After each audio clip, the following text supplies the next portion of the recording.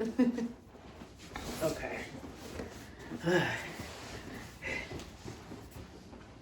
All right. I just spilled water on myself. We're trying to figure out if this is going to work or not. Anyways. Jahala. Yeah. Welcome to, I guess we'll call it Mahogany Circle. Mm-hmm. And I invited you over just to chat about life and particularly around the things that we do. Mm-hmm. And to start, I just want to say that to the audience that Jahala and I know each other for quite some time now.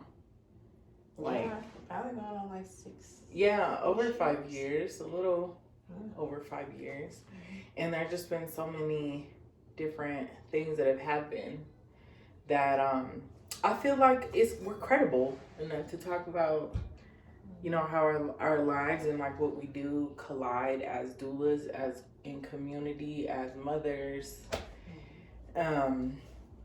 So yeah, that's why you're here. So how are you? I'm doing good. I've just been busy with a lot of massage and a lot of just personal healing work, to be honest. So, what does the personal healing look like these days? Oh, girl. It's a lot. I don't know. I definitely am in a place in my healing journey where I have to move out of being a victim and actually look at what role I'm playing in my own suffering, which actually sucks a lot. And so kind of like uncovering all of those wounds and move through those emotions that I've disconnected from have been really interesting. Mm-hmm. Mm-hmm. Yeah. Well, that sounds about right for me too. in different ways. I don't know if it's in the air or not. Mm-hmm. But yeah, I mean, even with what we're doing in the 75 soft challenge. Mm-hmm. And I know in the chat you were like, oh, I've been wanting this accountability with someone, and that's exactly why I did it, because you both are faithful TikTokers. And it was one of those trends, like 75 hard, which is 75 days of committing to a regimen. And then the counter one to that is the 75 soft, which I think is completely up the doula's alley. Well, yeah. And it's been I've been having an interesting relationship with the 75 soft, actually. I'd like to hear it. Because I think it always keeps bringing me back to this book as I keep reading this book about like grind culture and rest and it being resistance and things like that, and us always having to be like go, go, go. I almost feel a little rebellious against wanting to do it now, to be honest, because I feel like it's great for like creating habit and discipline and things like that. However, it's also teaching you to be like always on a grind. Like you don't have a regular day. Like even the 75 hard is like you need to work out 2 workouts a day and they're both 45 minutes and one has to be outside and then you have to read. I'm like, but in a regular day and how things work out, it's hard to read every single day. It's hard to stick to, like, yes, you could definitely do those things, and I understand, like, discipline and having a routine, and I'm absolutely okay with that. However, not to the point where I have to, now I don't feel good enough if I'm not meeting these goals and things like that. Now I have extra pressure on myself that I shouldn't have to put on myself, even though I'm trying to do this to help me or benefit me. And so if I'm doing things I'm starting to implement small things that I can start connecting to other habits to help me slowly improve myself, I feel like it's less daunting for me to create healthier habits than me feeling like I have to do all of these all at once for 75 days. It's almost like a job now, and now I'm overwhelmed, and now I have anxiety. And so that's what's been like difficult for me. So I'm like, generally, I am following most of the things. But if I don't hit those things, then I'm like, okay, that's all right. I could just try that thing tomorrow. Mm-hmm. And it's not like a big deal, but at least I did do 3 of these self-care things that I wouldn't normally have done prior. Right. Oh, yeah. I mean, that first week. Girl.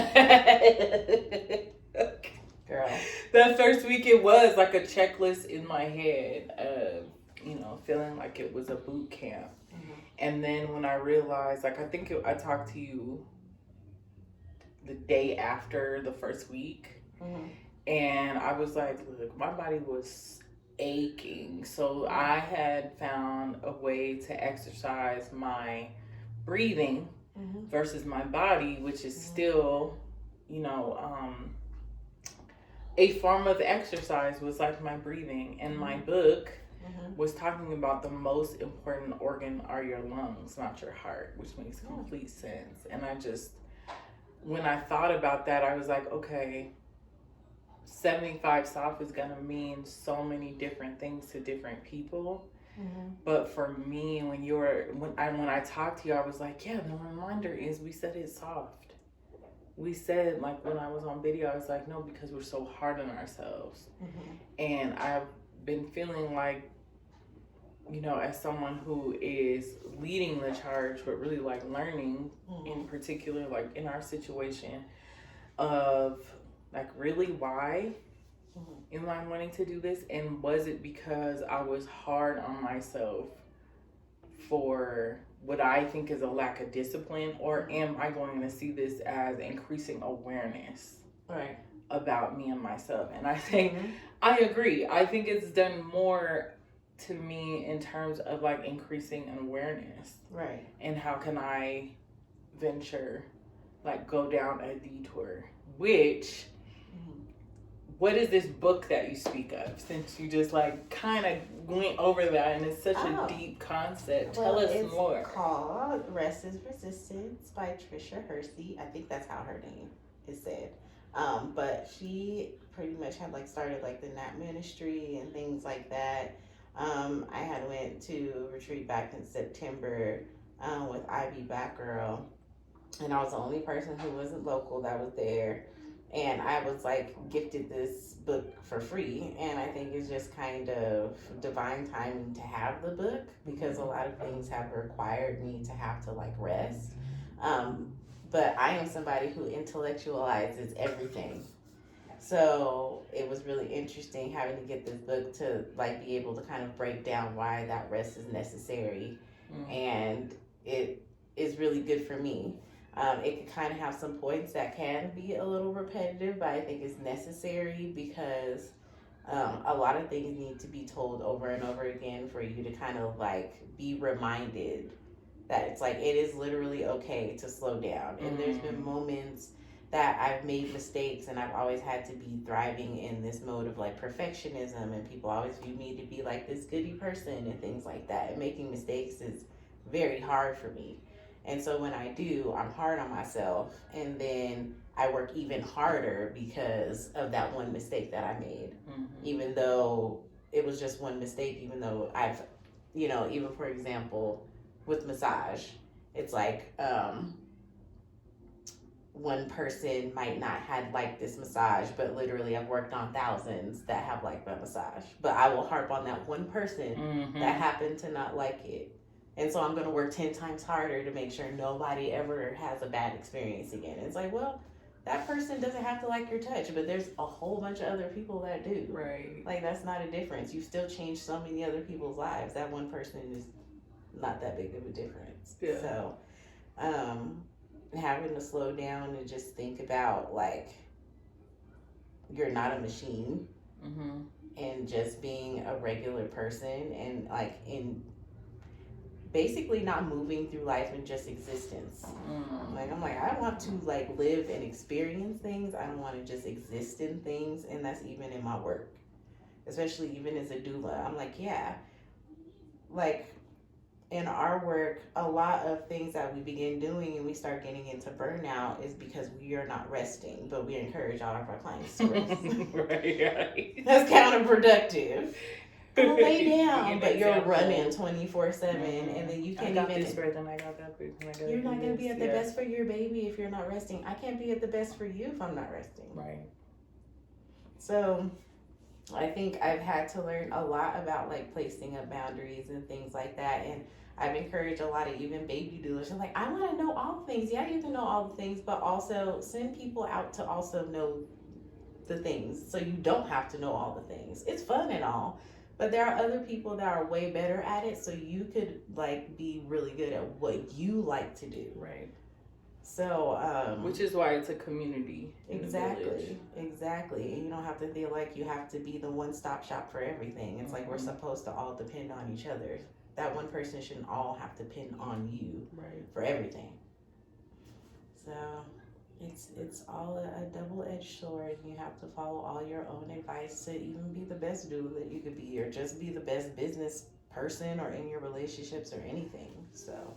And even I think what you were talking about too is like even celebrate that you're not everybody's cup of tea, that you are human enough to have error and learn from it, or keep pushing, or just accept like this is not working for me either today or never. Yeah.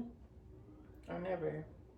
I mean, even like today, like it was such a journey because you were like, I think like you texted me like this morning, I think I may have to leave, so can we do it early? Then I'm like, you know what, I think I'm gonna just start cooking so that, if she does, and then I'm cooking, and then my dad comes over and I'm like, oh, is he staying? Let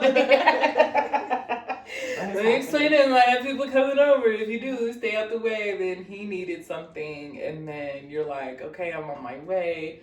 I'm really hungry. I'm like, okay, I'm gonna just cook up as much as I possibly can. Then you get here, and then as soon as you get here, like, oh wait, she's having a C-section. So I'm not even gonna have to go. And I was just like, okay, bet, like, that really is life. Just taking life as it comes. Exactly what you were saying. In my words, of just going with the flow.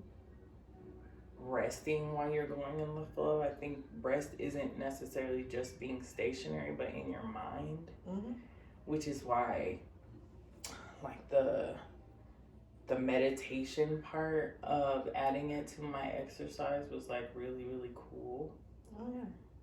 Because I hadn't thought about it until I read my first book that I was reading about the importance of breath. The importance of breath with nutrition, the importance of breath when it comes to all other functions. It was like, wait, duh, but not duh, because I'm not focusing attention on it. And it brings you all back to homeostasis in general. And I think I've started to recognize that it's not necessarily that I don't have like tools or coping mechanisms for stress, because I actually have great ones. It's just that I don't think... do. You did. I was like, I actually have great tools for resting. But I don't think I acknowledge them enough, I think. And I think I've recognized that when I have hit stressful moments and things, I use those tools when oftentimes people don't. And I'm like, well, girl, I'm going to go do this. Even if they know. Yeah, even if they know. And I think about a lot of our older... especially like my mom and things like that, and that's just a lot of stuff I've been having to deal with in terms of like resentment, but also compassion in terms of just like our older generations. It's like they couldn't be there for us because they were surviving, because they couldn't rest, and we're mad because they couldn't be there, but they're like, they have to make bills, make ends meet and things like that. But I don't know, it's just the whole cycle, like rest always just like reminds me like, yeah, I have those tools to implement now because my mother wasn't allowed to. And I'm hopeful that I can start taking these tools so that they can, but this is where the curse stops. Because like my son will always, like he's always seen me, like my mom's always been in therapy, my mom's always like done all these things, and I already have my son in therapy and implementing certain things to manage stuff before he becomes an adult. So Rest is necessary so you can make those changes and pivots, and it could be uncomfortable and it could feel like a sacrifice, but we've never been at homeostasis, so for us to not always be in a state of chaos all the time is crazy. Yeah. Of stopping.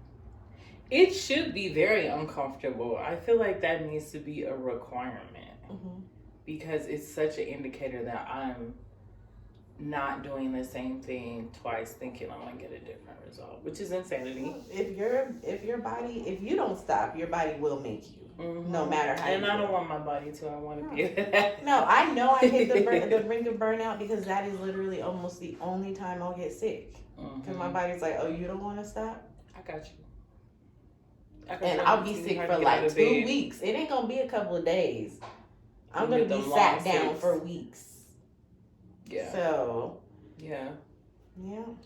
Well, I got to experience that firsthand as your roommate at the Let's Talk About Sex conference. And I had so much fun with it. I want Jahala to be my roommate at every last conference I ever go to. It felt like the best college roommate I could have ever had in my life. We just kind of hit it off. We did. We flowed, and I can't explain it, but I had such a good time there and walked away just in general with feeling so affirmed as a birth worker, as a Black woman, as a mother, as a political advocate, activist, a part of Colorado Black community, like so many different layers of intersection in that space. I felt like I could rest in it all, and I've never been able to experience that at a conference where it was the Sister Song and their reproductive justice organization centering Black women. And like, what were some of the conferences or workshops that you were a part of? There was one I had went to about twerking. It was awesome. And there was a Hot Girl Manifesto, and if I find it, yeah, I have to hang it up in my house somewhere because I don't remember the whole manifesto, but it was cool. I need to write one my own. Yeah. All right. You need to make your own Hot Girl Manifesto. But it was a twerking course, and it was awesome. I think I recognize, like, I should have, there's definitely a few things that I think I should have went to that I didn't think I would have found interesting, but then everybody was like, it was awesome. And then all the things I ended up going to, like, that I thought I would be interested in, I was like, I know this information. And so it was just kind of like a catch-22. But it was also a nice confirmation to think about all the stuff I do already know, because now that makes me feel about shifting into, I could be the person doing classes at conferences. I'm not attending, I'm the one who is part of it. And that's where I'm kind of like working more into those spaces as I'm like seeing these conferences and I'm having the opportunity to do like more trainings and asked to do presentations, is moving more into that space of training and giving out knowledge more so than having to feel like I always have to have my hands on with doing things. And that actually puts me out of the place because I feel like in doing this work for a while now, I feel like being the best birth worker, you have to not feel like you have to save people. And I think you have to be in that sense of always creating a good experience, even for yourself. Like, you're not always trying to save yourself. You're just always trying to make the best situation for you. Like, you just want to feel good in your body. Right. You want to have a good day. So you're going to implement things to feel that way. And so it's the same thing for birth work for me, and I'm trying to implement that in like even my business and everything. I'm like, I just want to create a good experience. And whether that is like rest or slowing down or listening or whatever the case may be. I just want to take myself out of that sense of saviorism in everything that I do. And being able to train other people is going to be able to take me out of that position of having to control the outcome of things, Right. and only being able to create a good experience, but also putting people in that same mindset of like your work should always be a good experience. You're creating good experiences. We're not always trying to save them from this horrible system, because we already know the system isn't built for us. Mm-hmm. But we can do our best to make sure they feel great in the whole process. And I think a lot of my work has shifted out of having so many high risk and traumatic experiences like I did when I first started doing birth work, compared to now, where like recently most of my births are like quick and the moms don't really have a lot of problems, because I'm putting in the intention of we're not going to have problems. This is how you're going to feel. Yeah. So. Yeah. No, I agree. Yeah. I think that what I've been more aware of, heightened awareness around creating those experiences, like how do I do that? And I've been more comfortable in allowing intimacy to unfold versus trying to get to know somebody or let me get to know you, but being more mindful of like, how does intimacy unfold? How does a sacred space become? And I know one thing about myself in the last 5 years of 5-6 years of being a doula, like for real a doula. I think I've always been a doula. I've been at everybody's birth, but really realizing, oh, like this is a calling for me, is I cannot take more than one birth at a time. And the one time that I did at the end of last year, I ended up, my client had a miscarriage. I told you about this. Like, it messed me up for a really long time because it was the first miscarriage I ever had. But the issue was that there was so much difficulty around even our prenatal appointments where they were just very disconnected. And the week before the miscarriage, they were like, I don't even want this baby. I don't want to have this baby. And I felt like a part of the intimacy and creating sacred spaces is that it's not always going to be a comfortable and ideal circumstance, but that she felt safe enough to just tell me. Yeah. And then, you know, once they were in the hospital, didn't want anyone to come. And then, so I called up there. Just to make sure she was okay. But then had not reached out to me for a long time. You know, doulas don't really, we don't want to impose ourselves on anyone. But then when they call, they text and they're like, I just hope you're having a beautiful day. And I'm like, oh, thanks. How are things? Did you get, you know, what I sent for your birth plan? And she's like, oh, I didn't tell you. And it was the way that things had mapped out, this disconnection that client had within themselves. They could only be as transparent as they could, like the capacity that they could, but it messed me up. Like, I talked to you about it. I talked about sacred seeds. Like, I was just messed up to the point where it was so difficult to make that shift with the other baby that was due around that same time. I had the hardest time. Like, I had to end up like having someone else take over that, because I never like the first time that I'm taking 2 clients is the first time that I was just like, I can't do this. I know there's plenty of doulas who can, but I've never been able to take multiple at a time because of me being knowledgeable of my own sensitivity. that it's just very difficult for me because intimacy in the way that I do it is so important that like I'm in the family with you. So to try and be split like that as well as have my own family is asking a lot of myself. And that's what I had to learn in a very different way, interesting way. Well, I recently had a healer tell me that even though we are light workers, we still need to learn how to stay out of our own spiritual business.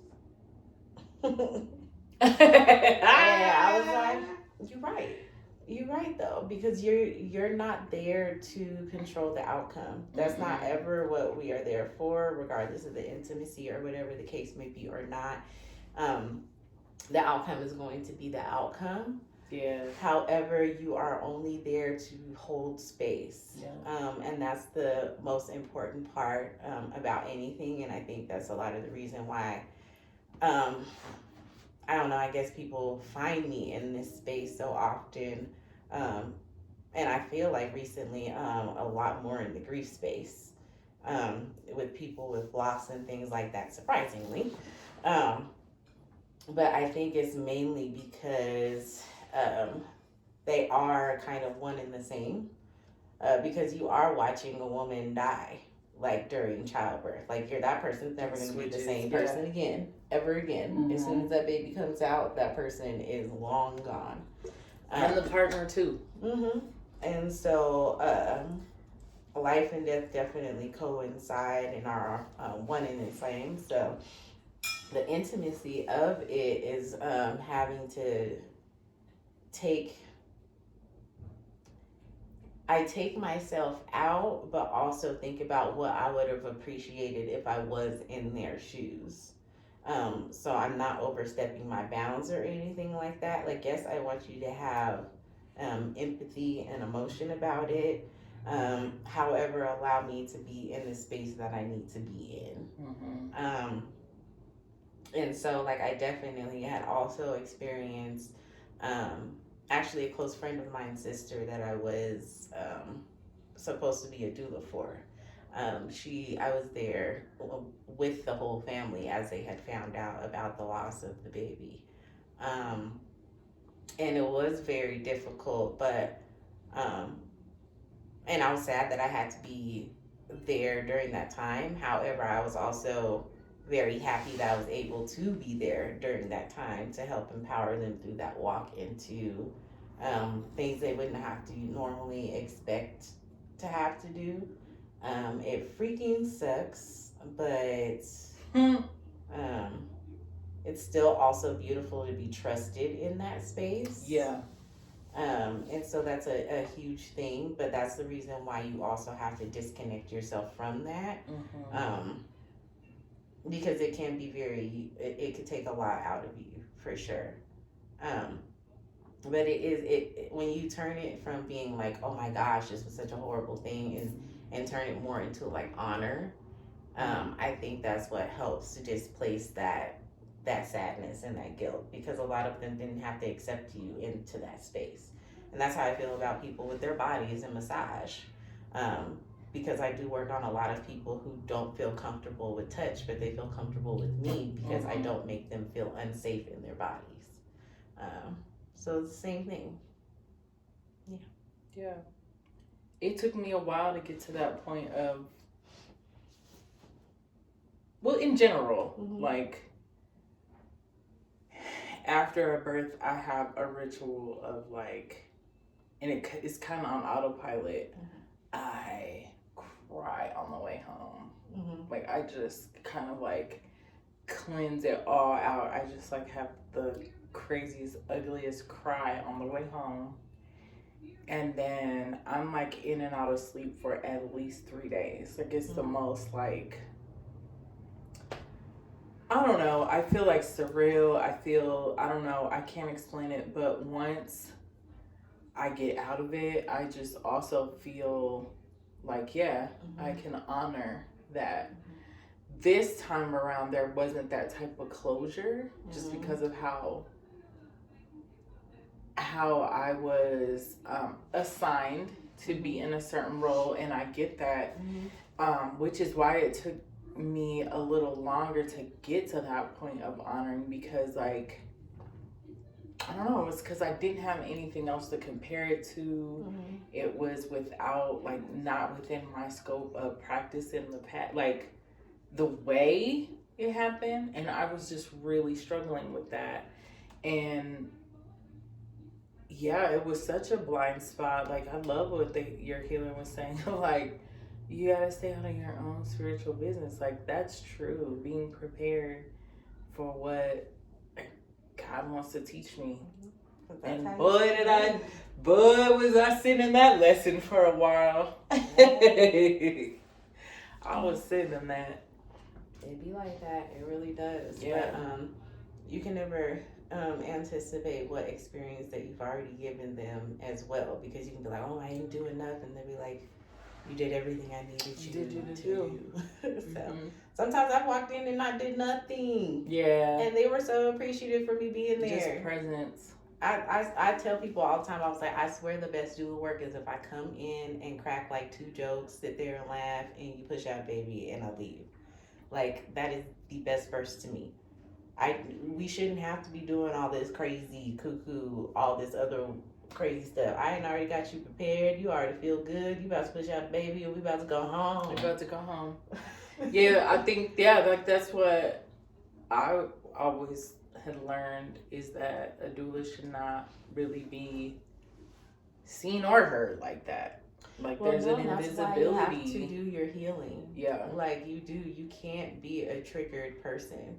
So if you are entering doula work under the guise of trauma because of your past experiences, yes, you should be in this because of your past experiences, but not strictly because of them. Because that is, you start pressing your past experiences and having them manifest into other people's births and things like that. Oh, this happens to me. I knew this was going to happen. So now you got all this confirmation bias. Because, and I'm like, now you are pushing trauma. Now you're seeking trauma. Now you're creating trauma in other people's situations. Which is why we shy away so much from sharing our own birth stories, any comparisons, are what we think you should do.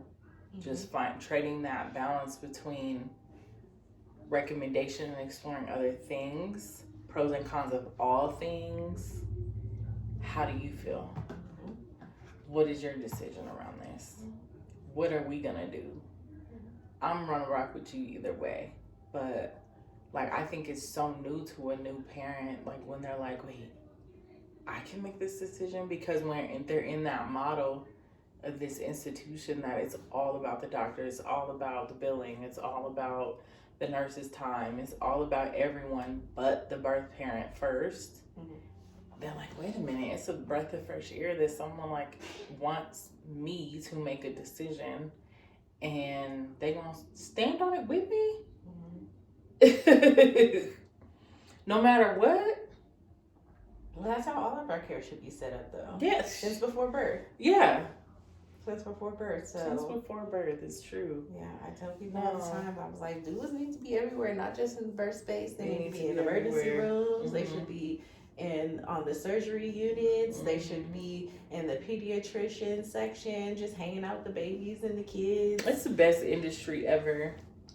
I was like, I think I was supposed to always be a doula too, because I was in school, and my initial like career that I was like seeking to go into was child specialist.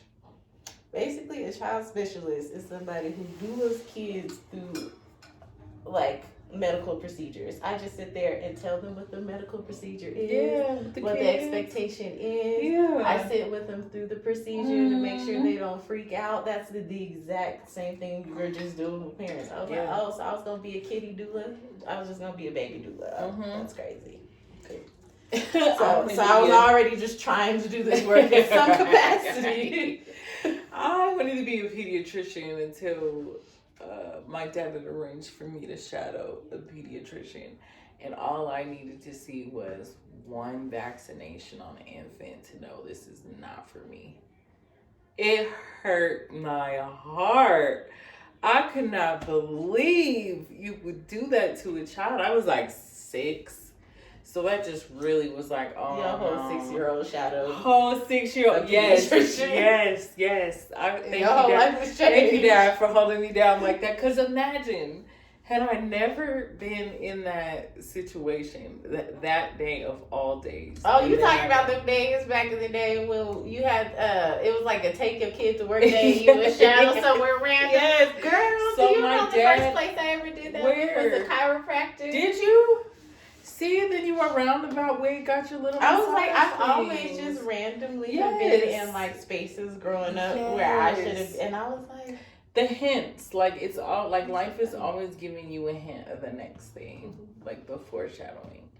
And I think that pediatrician was to say, you're gonna have 4 babies in an Actually, you're gonna be a parent over there holding babies. I love my pediatrician. Trying to hold a baby.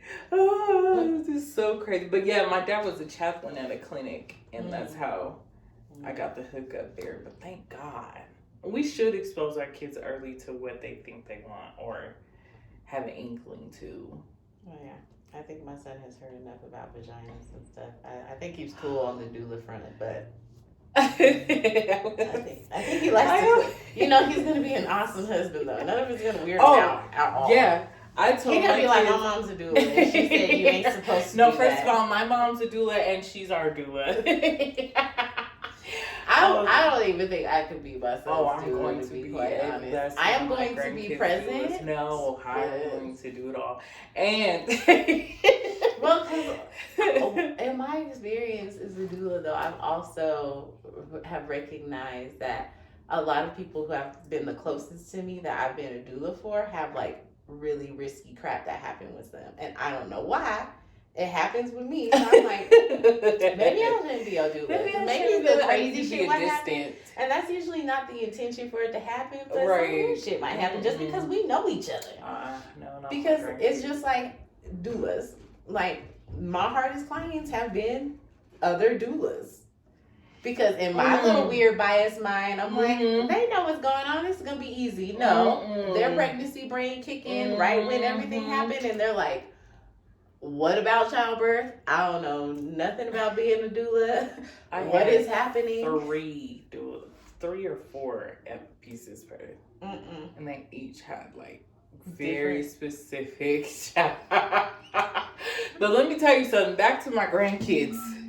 Every last one of them. My kids know I'm not messing around about the breastfeeding. But it's because I've been planting those seeds so long. Like, no, you need to tell your partners. And to my girls, you know you're breastfeeding. You know. And but I know I hate really, really and what if, I get it, what if? And I understand. Not that I absolutely I agree.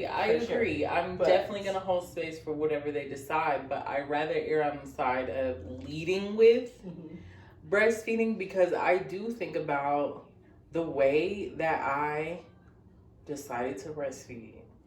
It's literally because I saw one picture of my mom breastfeeding me. And I literally was like, oh, that's what I'm supposed to do.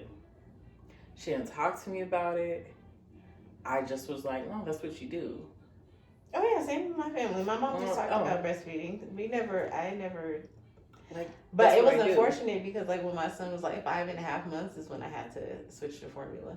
I was around that for my first 3. But that's because I had a partner that was like, we're done. I was working. Exclusive pumping support was not very common for us Black folk back then, but we're getting better out here, and like, well, we're trying to. Yeah, we are. Yeah, we are. I did pump for a little bit at my job. I pumped. I just, you have to pump often, and I was a preschool teacher, and with like. I couldn't leave the class as often as I needed to emulate my son still breastfeeding. And I went back to work when my son was like 9 weeks. I was back to work. Did you? Were you? I think I went back like 7.5 weeks. I used to teeter-totter back and forth. Like, I'd go back and I'm like, I'm not going back after this. I'm done. I'm going to get out. I went back and I have been working here ever since. Yay.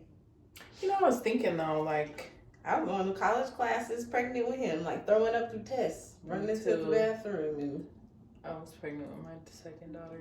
being a strong black woman ain't cute no more. Hence that why I keep bringing in rest. That needs to be a teacher, and we are moving in an era where that's like starting to wake up. Let's say to start with our generation, but I do think that elders are starting to realize that we're not messing around with it, and they can get with it, or it's repelling them. Well, because either way. Because the thing is that they don't recognize it's killing them.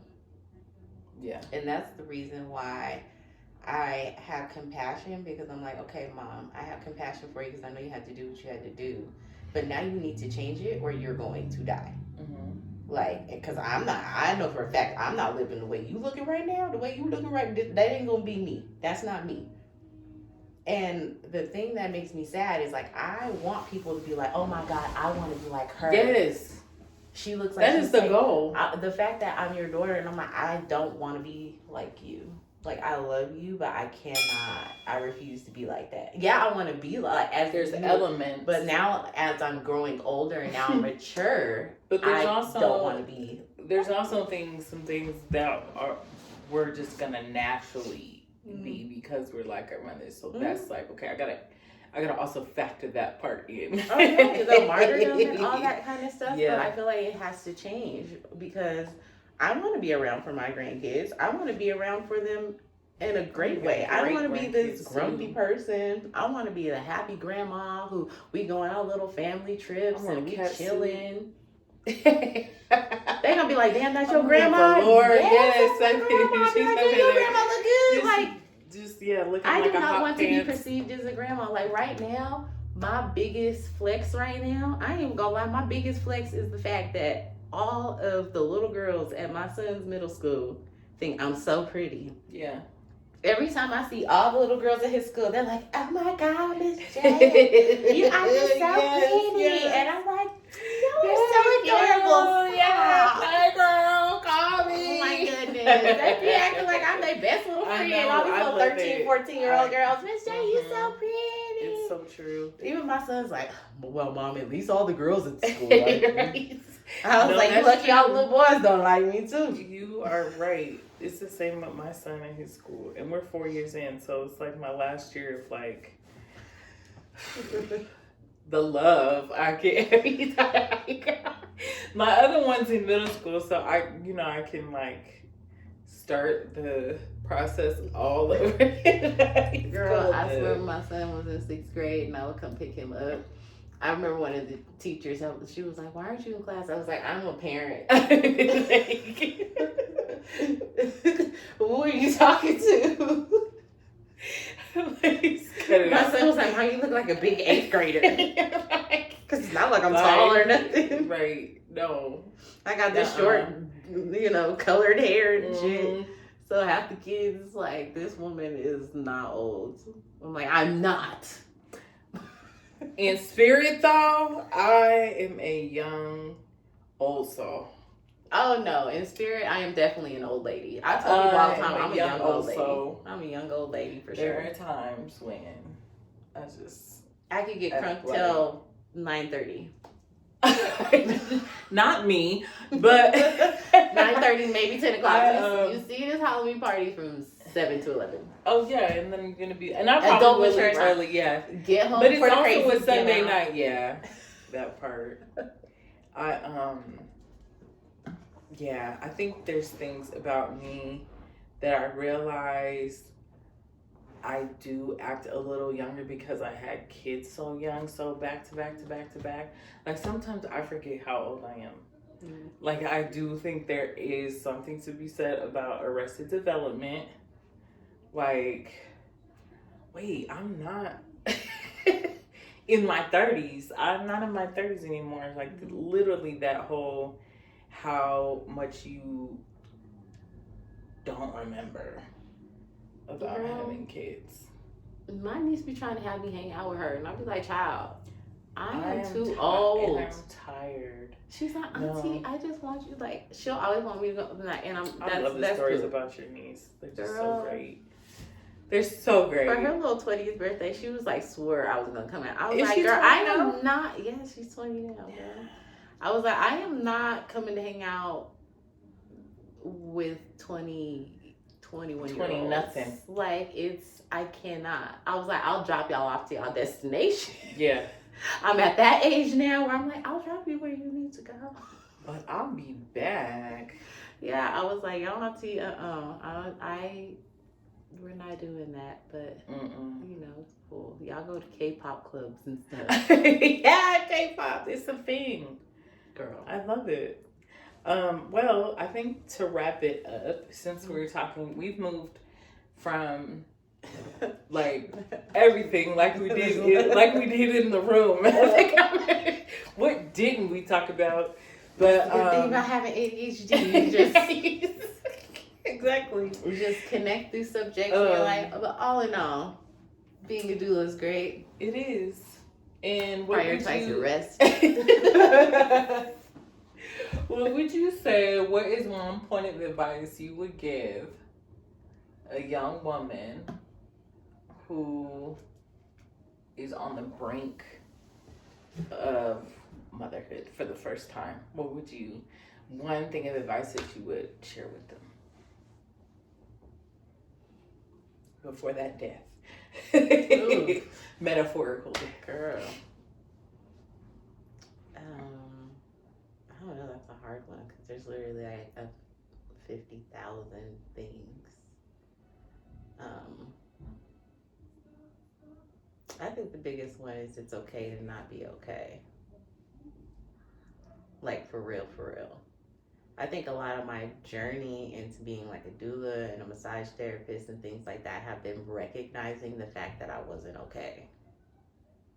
Like I recognized I had late onset postpartum depression because I was like, this don't seem normal. Mm-hmm. I'm not okay. Maybe I should look into this and talk to somebody about it. So, transparency, and it's okay to not be okay. Shoot. And we ain't ever gonna be perfect moms. Ever. No. I just posted on my little note on Mahogany Mother Circle that I am such a type B mom. I rely on all the other mothers for snacks, for like, I'm just not, I know what my strengths are, and my strengths are some things that are just like not